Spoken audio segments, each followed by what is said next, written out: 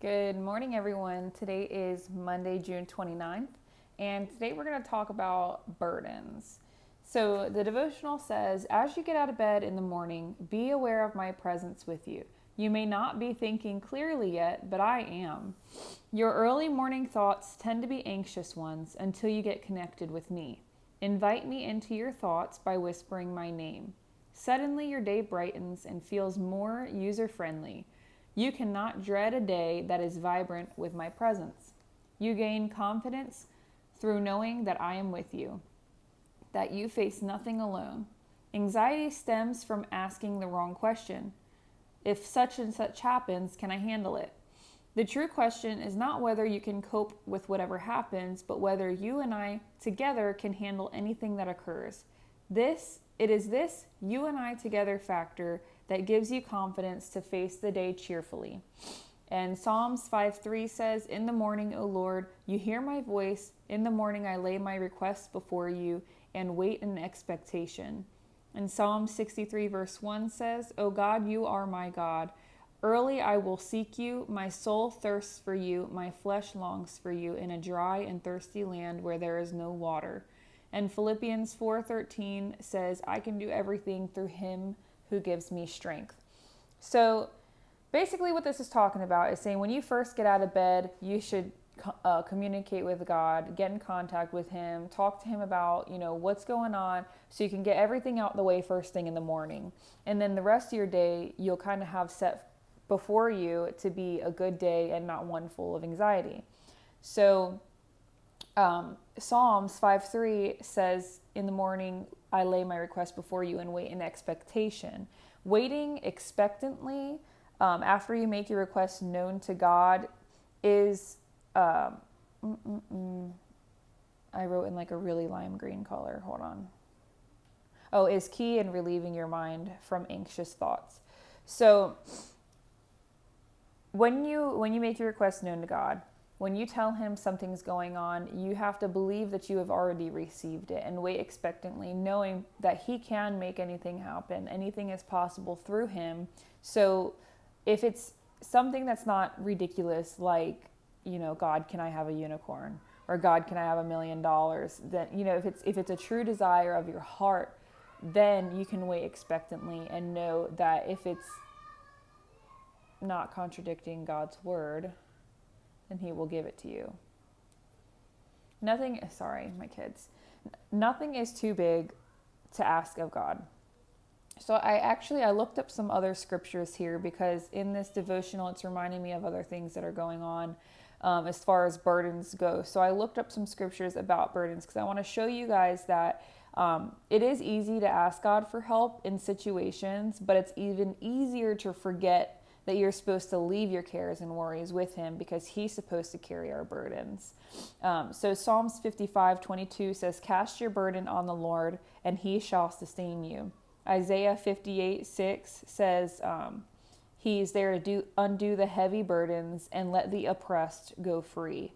Isaiah 46 verse 4 says, even to your old age, even to gray hairs, I will carry and I will deliver you. And Galatians 6:2, since God has taken your burdens, it says that he asks that you also bear one another's burdens and so fulfill the law of Christ. So going back to Isaiah 46, even to your old age. So no matter what happened in our childhood, that doesn't have to stick with us to our 20s and 30s. And then whatever happens in our 30s don't have to stick with us to our 40s and 50s. We're always going to be going through new trials. We're always going to have new burdens. But this verse specifically says that even to your old age and having gray hairs, that God will carry and deliver you. So that's relieving to know that he never gets tired of helping us, no matter how old we get. And then Galatians talking about bearing another one's burdens, because that's the law of Christ. We know to do unto others as we would have done to us. So since Christ takes care of us and our burdens, and it relieves us, and we know what that feeling is like when we see somebody else going through something that is a burden to them and we're able to help, it doesn't really take much out of us to do so for that one time or whatever the person needs. And then we know with the relieving feeling when our burdens are taken off that they'll be able to be relieved as well. And we'll fulfill the law of Christ in doing so. Now that also can kind of, what is it called? A domino effect or a chain effect. Them seeing that you would do something so nice for them when you don't have to would also have them be curious and kind of look into your life and be like, I wonder why they would do something so nice for me. What do they do? What is their key to help them want to help people or whatever? And then I wanted to point out that when we're supposed to cast our cares and worries to God, there's two things mentioned there, cares and worries. We already know what our worries are. God, I'm out of money. God, I need a new job. God, my kids are stressing me out. God, my car broke down. But it also talks about your cares, leaving your cares to God as well, something you care about. So I do care. Yes, dear? I will change it in 1 minute, okay? Thank you for bringing me your diaper. Do you want to come here really quick so I can finish up? Yeah, you can come up here. Thank you. So something I care about is my child, is all of my children. I care about them very much. So what I would do is I would ask God to protect my children on their way to and from school, on their way, visiting their family members, making sure they're always protected no matter where they're at.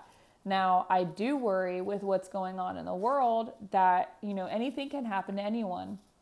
But casting my cares to God, letting God handle taking care of my children and making sure that they're safe when they're not with me. That's something I have to leave with God and not stress about, because stressing about it would mean that I really don't trust that He can really take care of my kids and keep them safe from harm's way.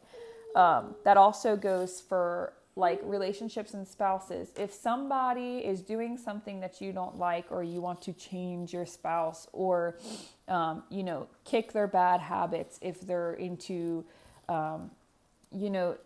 drugs or stealing money, or they're cheaters or into pornography or things like that, if that's something that you want to help somebody that you care about, you would say, God, please let my husband or my spouse or whoever my friend is in a relationship with see that these things they're doing are not of you, and try to rid them of that.